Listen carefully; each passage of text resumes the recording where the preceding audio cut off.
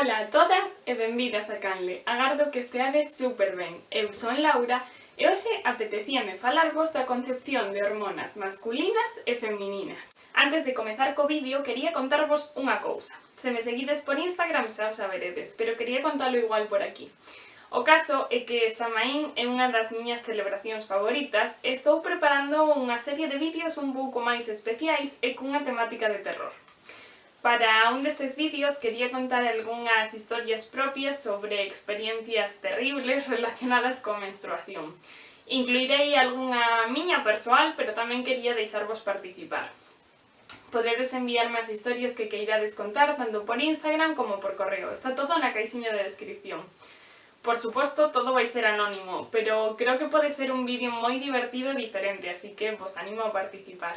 E agora sí, comezamos co vídeo. As hormonas son substancias que se fabrican nas células dos tecidos ou glándulas endócrinas. Interveñen no funcionamento dos órganos e na coordinación dos procesos do noso organismo. Químicamente son cadeas enredadas de aminoácidos, pero como di Randy Hatter Epstein, pensar nelas só en termos de deseño é como describir o fútbol americano como unha masa elíptica de coiro que é arrastrada dun lado a outro dun rectángulo de case 100 metros de longitude. Se pensamos no noso corpo como nunha inmensa autopista de información pola que circulan toda unha serie de mensaxes nunha ou noutra dirección, o noso sistema nervioso funciona como unha central dunha operadora telefónica.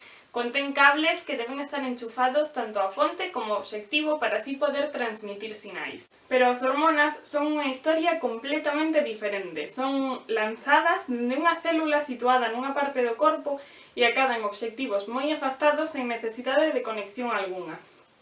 Serían como as nosas redes sen fíos. De feito, para facer as súas funcións, as hormonas poden pasar o torrente sanguíneo e actuar sobre unha célula a distancia, pero tamén poden actuar sobre as células veciñas, sobre os receptores da mesma célula que fabrica esta hormona e inclusive actuar sobre a mesma célula sen necesidade de que interveña un receptor. A función da glándula é sinxela, segregar hormonas. A función da hormona é máis complicada, manter equilibrado o corpo. As hormonas controlan o crecemento, o metabolismo, o comportamento, o sono, a produción de leite, o estrés, os cambios de humor, os ciclos de sono e vixilia, o sistema inmunolóxico, a loita, a fuxida, a puberdade, a crianza dos fillos e o sexo. As hormonas dependen das células inmunitarias e tamén dos mensaxeiros químicos do cerebro e viceversa. Ademais, as hormonas raramente traballan solas. Un descenso na cantidade dunha hormona interfire na actividade doutras e, como as fichas de dominó, produce alteracións en toda unha serie de funcións corporais. Cando falamos de hormonas masculinas e femininas, referímonos ás hormonas sexuais, especialmente estróxenos e andróxenos, aínda que tamén entran en xogo outros grupos como os prosestáxenos. Aquí onde comeza a xurdir o debate. Para comezar, o feito de referirnos a elas como hormonas sexuais fai pensar que a súa única función está no sistema reproductivo, pero isto é algo moi reduccionista. Anne Fausto Sterling é unha antropóloga coñecida pola súa investigación sobre o xénero. No ano 2000 publicou un libro que en español se traduciu como Cuerpos sexuados. Nel defende que o termo de hormonas sexuais debería cambiarse por hormonas de maduración, porque precisamente iso é o que fan. Tanto os andróxenos como os estróxenos influen no desenvolvemento dos ovarios, os testículos, a vaxina e o pene, mais tamén no desenvolvemento do fígado, dos músculos e dos osos. Influen prácticamente en todas as células do corpo. Sterling defende que pensar nelas como hormonas de maduración é deixar de preocuparse porque os homes teñan moita testosterona e as mulleres estróxeno. Unha vez que entendemos que o papel destas hormonas trascende a sexualidade e a reproducción, podemos comezar a preguntarnos por que se dividen en hormonas femininas e masculinas. A comezos do século XX, a endocrinoloxía consolidouse como unha rama máis da medicina. Nestes anos, a comunidade médica fixo varios descubrimentos que resultaron moi interesantes para o avance das investigacións. En canto ás hormonas de maduración, pensaban que os estróxenos e os andróxenos eran sustancias completamente diferentes, pero arredor dos anos 30 descubriron que só se diferenciaban nun átomo de hidróxeno e noutro de oxíxeno. Ademais, cando se conseguiu illar o estróxeno a partir de urea de cabalo, esta non era dunha femia, senón que proviña dun macho. Isto tamén fixo que se desen de conta de que os estróxenos e os andróxenos non eran sustancias químicas antagónicas como pensaban. O aumento dunha non facía baixar a outra, senón que son máis ben complementarias e habitualmente traballan xuntas. En 1935 conseguiuse extraer a testosterona pura dos testículos, a hormona principal máis coñecida do grupo dos andróxenos. Deronlle este nome por testes, que significa testículos, e sterona, que significa estrutura química. Isto provocou queixas dentro da comunidade médica, posto que este nome implicaba que era unha hormona exclusiva dos testículos e as investigacións máis recentes dicían todo o contrario. Ademais, se a testosterona é exclusiva dos testículos, enténdese que as mulleres cis non a producen, o cal tampouco é certo. A pesar de todo, este foi o nome que lle quedou, e quizáis o comezo desta concepción binaria e excluinte das hormonas. As hormonas de maduración son hormonas esteroides que derivan do colesterol e se fabrican fundamentalmente nas gónadas e nas glándulas adrenais. A síntese destes grupos hormonais é un proceso algo complexo. Do colesterol derivan os proxestáxenos, o grupo que pertence á proxesterona. Dos proxestáxenos derivan os andróxenos e destes os estróxenos. Nas persoas que menstruamos, as células do ovario sintetizan os proxestáxenos a partir do colesterol. O pico da hormona luteinizante durante a fase ovulatoria estimula estas células e se produce unha maior cantidade de proxesterona. A partir destes proxestáxenos, se sintetizan andróxenos no ovario pola acción da hormona luteinizante. Estes andróxenos son os que se transforman en estróxenos pola acción da hormona folículo estimulante a través dun proceso chamado aromatización. Chámase así porque interveñen as aromatasas, unhas enzimas que convirten os andróxenos en estróxenos non só no ovario, senón tamén na pel e no tecido adiposo, que por suposto tamén están presentes nos homes cis.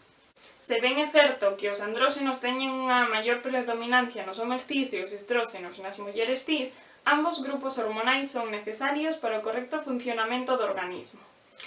O feito de concibilas como algo separado ou diferente para homes e para mulleres non fai máis que perpetuar a idea de que todo é binario e que o que se sae dese binarismo é incorrecto. Este binarismo, por exemplo, nega a existencia das persoas intersexuais como tal. Para existir e encaixar neste modelo social deben elixir un lado, ou home ou muller, pero non poden permanecer na intersexualidade.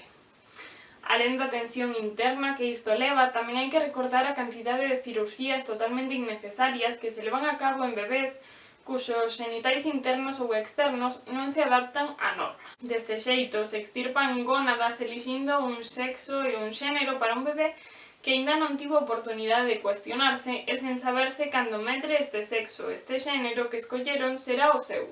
Teño que recoñecer que este é un tema que me molesta especialmente porque penso que hai unha dobre moral racista e paternalista en todo isto. Mentres falamos moito e criticamos rotundamente as ablacións de clítoris en África, seguimos calando ante a mesma situación nos hospitais europeos. Que por suposto que a ablación de clítoris é unha brutalidade e non se dá exclusivamente en África, pero tamén hai que ser consciente de por que falamos tanto dunha cousa e ignoramos a outra. Volvendo ao tema da concepción binaria das hormonas, inclusive nas mulleres cis leva un autoconcepto que pode chegar a ser moi destrutivo. Por exemplo, o exceso de testosterona nas mulleres maniféstase en hirsutismo e en acné. Aínda que agora o hirsutismo diagnostícase cando hai pelo no queixo ou nas costas, era moi común diagnosticalo en mulleres que se consideraba que tiñan moito pelo nos brazos ou nas pernas, por esta concepción de que as mulleres non poden ter ningún só pelo fora da cabeza. Non obstante, hai quen defende que hai que abandonar por completo este diagnóstico de hirsutismo, posto que consideran unha patoloxización da beleza totalmente patriarcal que só afecta a mulleres porque teñen pelo onde só os homes poden ter. Estas palabras pertencen ao colectivo catalán Son Barbaria, fundado en xaneiro deste mesmo ano. Son mulleres con barba que reivindican o seu pelo facial porque forman parte da súa identidade e que decidiron que a depilación non é unha opción para elas. A súa labor consiste na organización de reunións para concienciar sobre a importancia de aceptar o noso corpo tal e como é. Precisamente, unha das súas fundadoras conta que cando era adolescente comenzaron a saírlle pelos no pescozo e que por presión familiar e da contorna decidiu depilarse probando láser e cera, pero nada funcionou. Explica que cando quitaba eses pelos comezaba a ser feliz, pero esa felicidade desaparecía cando 2 ou 3 meses despois volvían a aparecer. Cando se deu de conta de que non se depilaba por si mesma senón por presión, decidiu deixar de facelo. Até aquí o vídeo de hoxe. Deixo-vos toda a información na caixiña da descripción. Moitas grazas por chegar ata aquí. Agardo que vos gustara. Recordade que podedes mandarme as vosas historias para participar no vídeo de Samaín. Mándovos unha aperta enorme e vémonos no próximo vídeo.